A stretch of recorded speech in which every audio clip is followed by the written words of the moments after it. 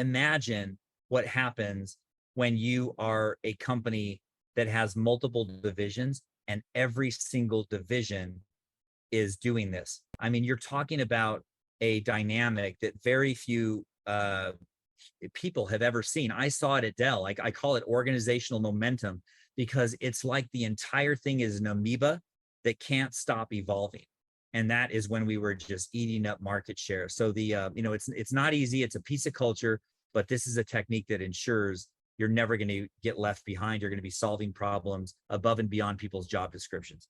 I'll just emphasize that you're absolutely spot on. And this is such good information. And I'll just give you a real life example. And I've mentioned this on some meetings before. So I've been in technology sales for 40 years. One of the companies I was with almost 19 years, right? Great company, great ride.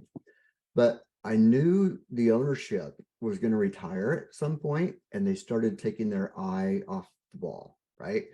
And as a result, they weren't open to new things, and good talent started to leave. Exactly that same thing. And then we got into, and Ryan Berman was talking about, what's important to you. And one of the things I said, loyalty, right?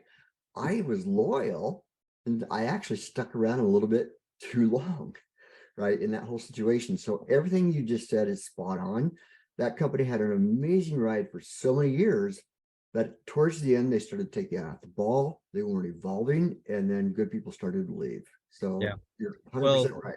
No, I appreciate that. And I know that, you guys, many of you have had experiences like this, but I will tell you that based on my experience, there's one element of loyalty that is even greater than that to, the people that you report to or work with. And that is an organization's, and I mean, I'm talking everybody's loyalty to success.